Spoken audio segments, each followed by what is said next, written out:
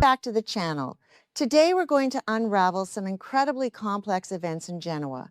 Rumors are circulating around the Newman family, but what's the truth? In this video, I'll summarize the plot points that will be revealed in the next episode. Stay tuned to see what happens. Welcome back to our channel, where we dive into the most thrilling and heart-stopping moments of your favorite daytime dramas. Today is a fantastic day to unpack the explosive twists and turns currently rocking Genoa City to its very core. The stakes have never been higher, and the danger has never been more real. Let us jump straight into the shocking events unfolding right now. The cold and forgiving concrete walls of the Genoa City Police Department holding cell offered no comfort to Patty Williams, a woman whose entire existence had just been violently shattered. Stripped of her nurse's disguise and her delusional dreams of a romantic future with Jack Abbott, Patty sat huddled in the corner, her mind fracturing into a million jagged pieces.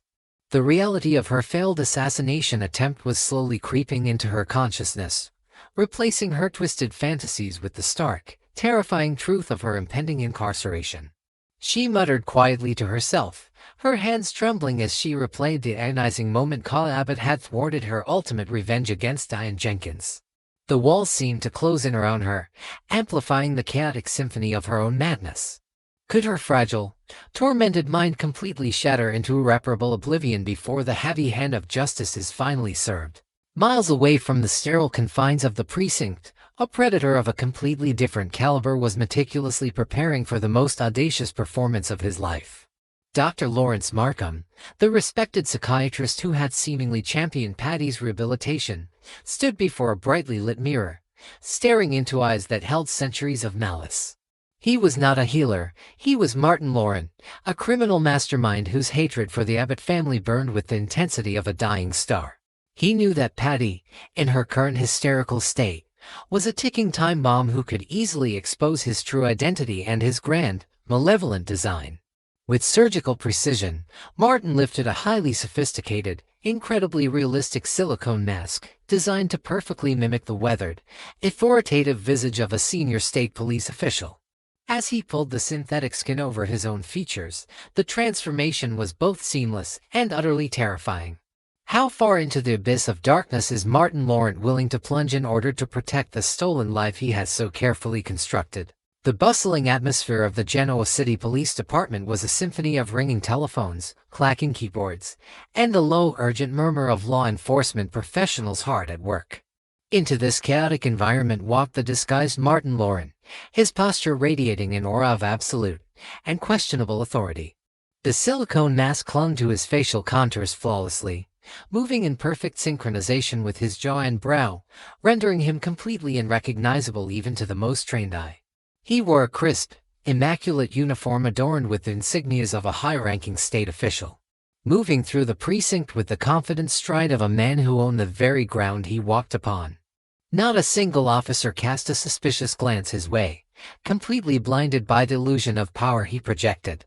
Could a ruthless, bloodthirsty monster truly hide in plain sight amidst the very people who have sworn an oath to capture and destroy him? Approaching the main desk, the disguised Martin presented a heavily redacted, highly classified dossier bearing the forged seals of federal and state security agencies.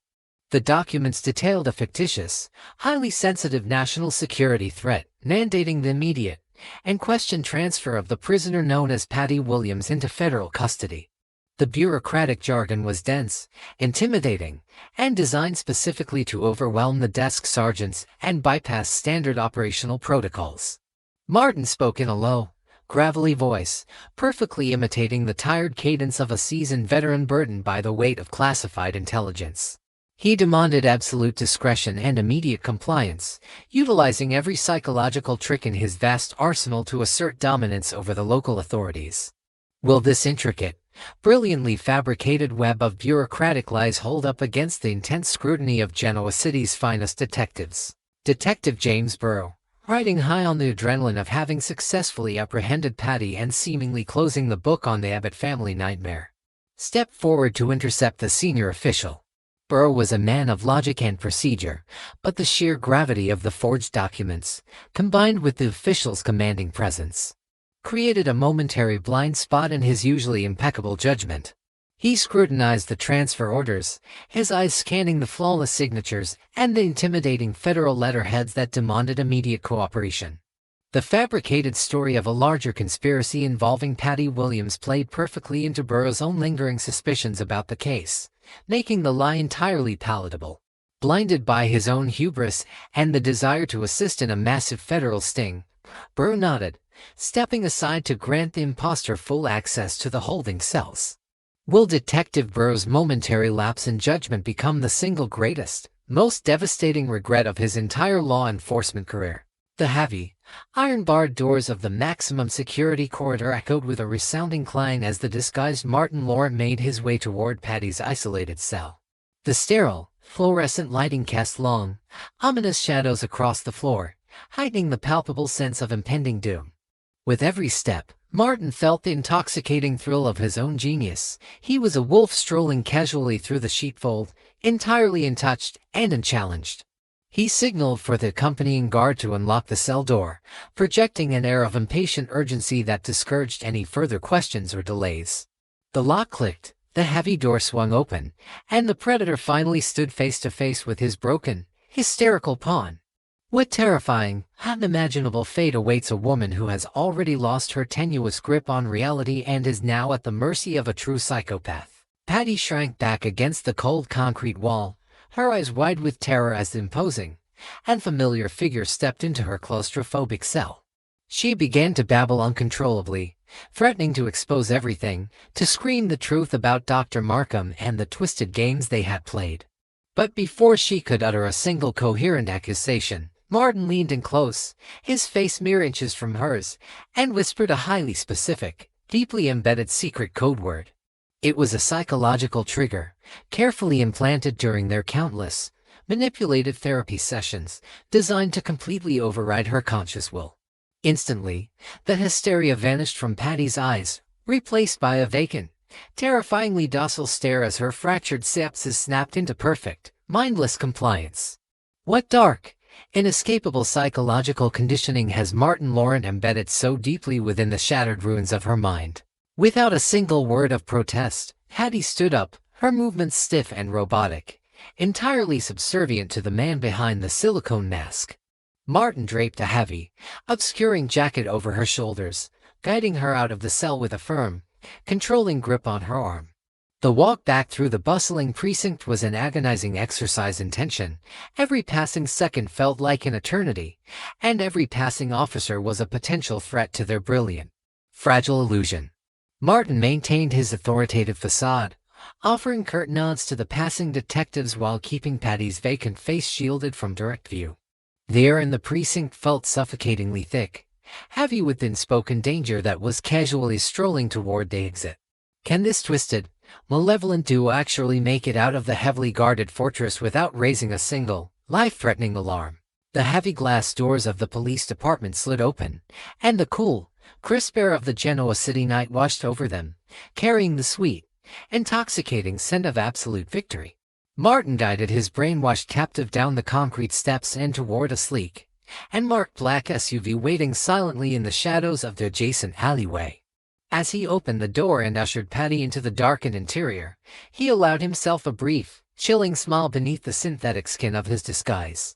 He had achieved the impossible, snatching his most valuable asset directly from the jaws of the justice system, leaving the authorities completely blind and utterly humiliated. He slid into the driver's seat, the engine roaring to life with a quiet, menacing purr as they pulled away from the curve and vanished into the labyrinthine streets of the city. Where do monsters retreat to hide when the entire world falsely believes they are safely locked away behind impenetrable iron bars? Back inside the brightly lit precinct, the illusion of order was about to violently shatter into a million irreparable pieces.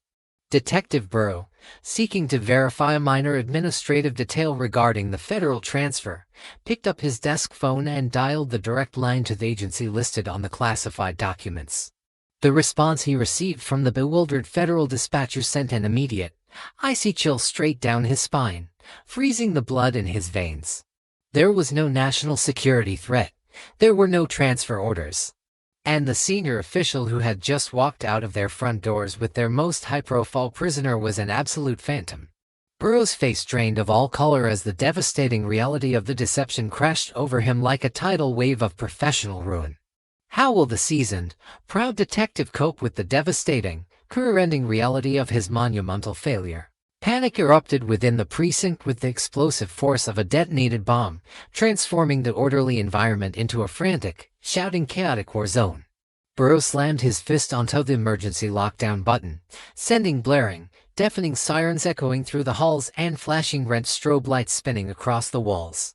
Officers scrambled, drawing their weapons and rushing to secure the perimeter, but the chilling truth was already painfully obvious. The bird had flown the coop.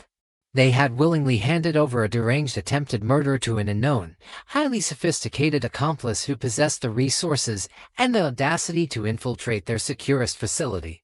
The realization that a brilliant, faceless mastermind was operating within their city sent ripples of pure terror through the ranks of the police force. Can the local authorities mobilize their forces fast enough to catch a ghost who possesses the terrifying ability to change his face at will? Simultaneously, within the elegant, fortified walls of the Abbott mansion, a parallel revelation of equal horror was violently coming to light. Traci and Ashley Abbott sat surrounded by scattered files, astrological charts, and the complete literary works of Alan Loren, their brilliant minds finally connecting the disparate, terrifying dots. The realization hit them with the force of a physical blow.